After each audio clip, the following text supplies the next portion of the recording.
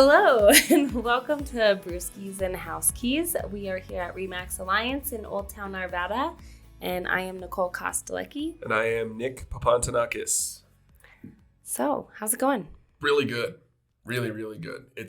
I know I mentioned this a lot, but I don't know if I've ever said it while we are actually recording. This is something I look forward to every single time we record an episode. Every week. Because it's two things I love, beer and hanging out with very wonderful people. So, very true. Oh. Yeah, sentimental moment. And recording. And now, it's my favorite. Well, yeah, and you love recording, so. No, life's been good, both on the real estate world and otherwise. Yeah. What have you been up to this last few weeks? I feel like I've been so busy. I'm actually looking forward to October because I feel like my life will finally slow down. But I had a bachelorette party last weekend. Oh, boy. So, yeah. Were there a few of these involved? There was a couple. Yep. And we did some crafting and some tubing. Interesting. Yeah, it was a fun little mix of events. I dig it. So, and yeah. You said October. It reminds me, don't you have your Oktoberfest coming up? I do. But I need to find a band. I'm jealous. Because I just had someone back out. So, you heard anyone knows of a band. Anyone knows a band. Or a singer. You hit Nicole up. Let me know.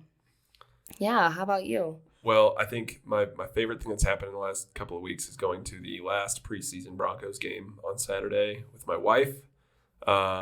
Yes, it's the last preseason game. No, you don't see any starters. But, man, it just got me so excited because we're actually have some hope this season. It feels good to know that that's out there, and it's, 13, 12 days until first game. So I need to do my pigskin pick'em. And do you do a league? It sounds like I need to do pigskin pick'em with you. That's a fun one. I do fantasy football, but that's its own podcast. We can do Brewskis and fantasies or something. I don't know. That's something different altogether, actually. Brewskis and pigskis. There we go. That's better. The build up to the football season is always exciting. I don't know why. I'm excited too. I haven't gone to any preseason games yet, so hopefully. It's on now. I can't wait. It's going to be a good year, I think. So speaking of good, let's talk about beer. Yes, so we are drinking Tommyknocker Brewery, which is in Idaho Springs. And I am drinking the Blood Orange IPA, which is very orangey, very hoppy, bitter. It's actually my mom's favorite beer. Really? Yeah. Oh, I didn't even know that. Yep. I just picked out 2 flavors from Tommyknocker, and I didn't know I was picking your mom's favorite. Yeah, you did good. Tommyknocker is a really cool brewery. Been there a long time, too, up in Idaho Springs. We used to go there after a day of raft guiding, and we would go stop. There you go. That was our thing. Yeah. Mine over here is called That 90s Brown. It's a maple nut brown ale, and this thing is hazardous because it is delicious and easy drinking. And I mean, it's not as hazardous as some. It's only 4.5%. So I feel like I could put away 5 or 6 and be okay. I'm not going to do that today. But it's really good. And for a brown ale, it doesn't feel overly heavy. I think a lot of times those nut brown ales can feel a little bit too heavy. And on a hot day, it doesn't always sound good. This is refreshing. No, that was pretty light. Pretty happy with that one. Yeah. Really cool place up there. They have a full restaurant too, so rad place to go check out. Whether you're spending a day in the mountains or not, sometimes it's just fun to drive up and go somewhere different. Yeah, you can go for a hike and then just go get a beer after. Highly recommended. Yes, head out there. Agree. Today, topic on the table is HOAs, or homeowners associations, and party wall agreements. So kind of. It doesn't always just apply to attached homes, but we're going to talk about kind of both topics. What is an HOA? What is a party wall agreement? And what are some pros and cons for both? Yeah. Why don't you start us out with the HOA? Okay. So HOAs, homeowners associations, are, they're in place to function as kind of to enforce and maintain rules for a neighborhood, a subdivision, or a building. Typically if you are out house hunting, you will, be able to look up, are there any HOAs? Are there any HOA fees? And what does that HOA do? Those are really good questions to ask as a buyer. And there's some pros for sure. They definitely keep that standard at a certain level for that community, whatever that community may be. Not only from the communal spaces, so shared spaces, common areas, but also things like pools, clubhouses, parks, that kind of stuff. Mm-hmm. I think those are big pieces for a lot of HOAs. They may also provide services. They may do they may include your trash removal or your snow removal. Sometimes yard work, landscaping. You'll definitely see the landscaping thing, mm-hmm. And then you'll sometimes even see that they'll handle sometimes your sewer and water bill comes through them too. So just kind of depends on the HOA. Not all HOAs are created equal, so it does kind of vary. It's a great advantage for people that are looking for a community where they can live, where they don't have to worry about yard work. Not everybody wants to have that yard to maintain, right? Right. We've talked about those people that live in our neighborhoods that don't do it. Maybe they'd be better off in an HOA, We don't name names, but let's see what else is positive. Oh, it definitely gives you some support if there's some sort of, quote unquote weather extreme thing to happen, whether it's flooding, whether it's hail. You have that little bit of support from the HOA where, it gives you that protection or any kind of repair work that gets done. Right. Is often fueled through the HOA too. Yeah, or even if there's like flooding in an apartment complex too, like the backup or something. So that's a good point. Mm-hmm. Yeah. So some cons that could exist. Obviously, there's a fee that's associated with it, right? So that can vary widely, and it just depends on what that HOA does and how they are doing financially as an entity.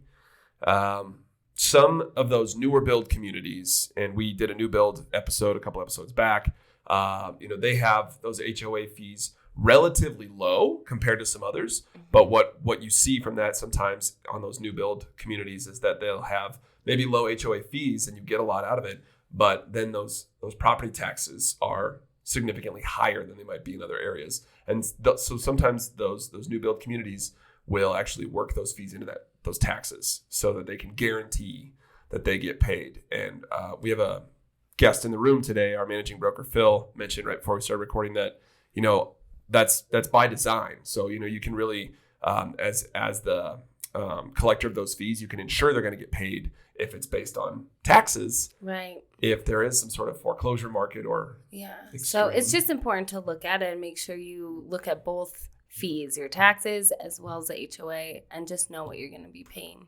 Absolutely. Yeah. That's a good lender question, being able to put that in front of your lender as you're getting ready to buy a property too. So the only other negative I can really bring up is it does, I guess it's twofold. One, it does kind of restrict you on, possible customization of your home, or it can. Yeah, or if you want to have a camper, for instance. Like I was just talking to some buyers that they have an RV and they want to store it. But most HOAs do not allow you to do that. So you would have to kind of pay for space somewhere else. Or say you're somebody like an electrician where you have a work truck that has your logo on the side or whatever, and they don't allow those sometimes. So it's really important to know what kind of restrictions there are, and those are all lined out in the documents. And then also if there's any special assessments, that's what they call them within those HOA communities, are they're often used to pay for a specific improvement that needs to be that needs to be done in the area. So those can all be things that you really have to just pay attention to, I think, as you go into it.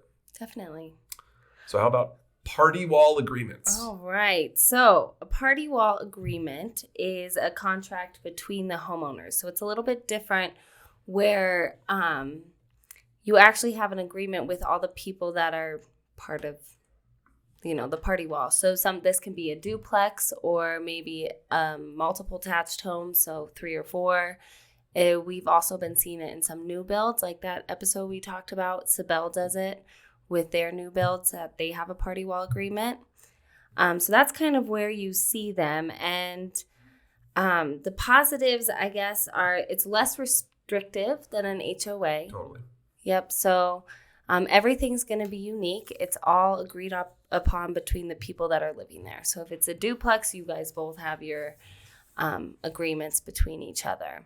As far as what color can you paint your house, or things like mowing the lawns and stuff like that. And then also it creates a layer of protection in attached home communities by having mutual accountability between each homeowner. And it's not always maybe the same level of accountability as an HOA would require, right? But it's something. It's versus having nothing at all, So it's they have some bylaws in there that you will look at, so you kind of have to go based off of that. But then the enforcement is kind of more accountability, I would say, which can go both ways, right? Right. So yeah. Another plus is there are no required dues. So, but at the same time, if you wanted to kind of go in with the other people on the party wall agreement, you could maybe all get trash removal together or snow removal. So that's kind of actually a good idea. Yeah. Some negatives are that it is highly interpretive. So it really is just going to depend on each agreement, how intense they are or how relaxed they are. And then also if there's no HOA, along with the party wall agreement, there's not much to enforce. So kind of like I was saying. Yeah, and that comes down to what kind of neighbors you've got too, right? I mean, or what kind of neighbor you yourself might be. Right, exactly. So if all the neighbors aren't equally like in agreement with the party wall agreement, it could go bad. Yeah.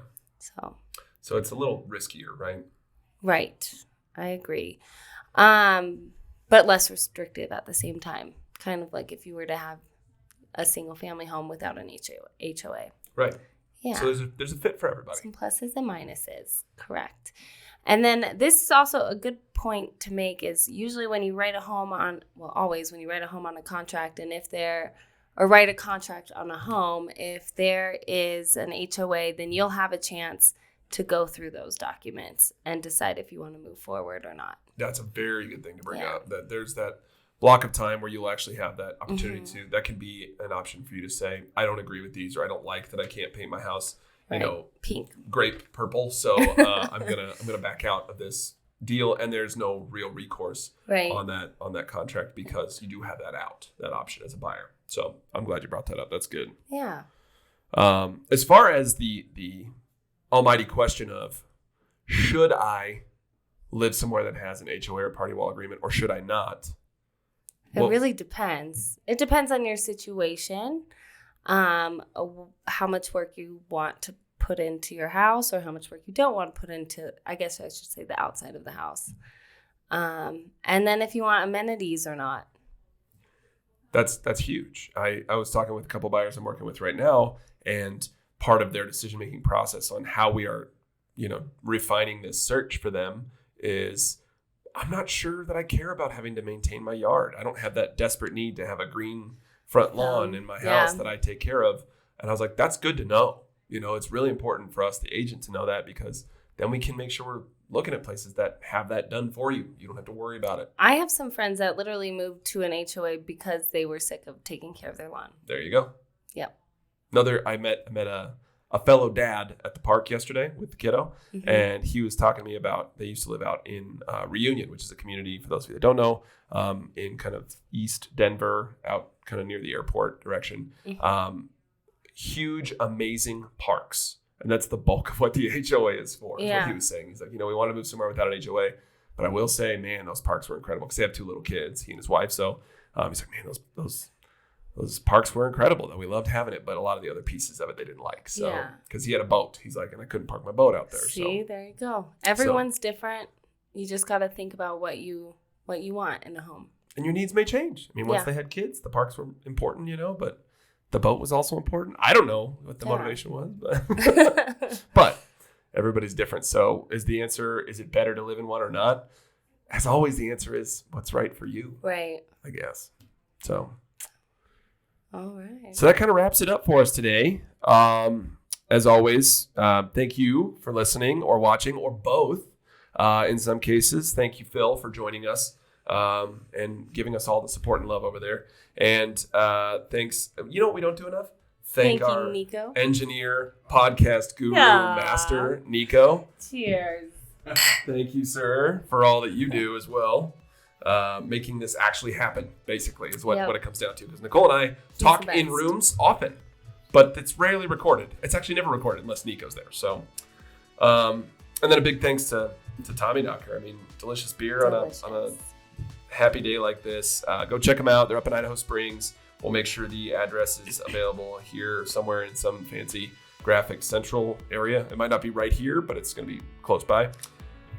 And as always, if any of this at all has made you laugh, made you cry, made you feel anything at all, or struck your brain, give us a shout, like us, subscribe to us. YouTube, Apple Podcasts, and Spotify is where you can find us.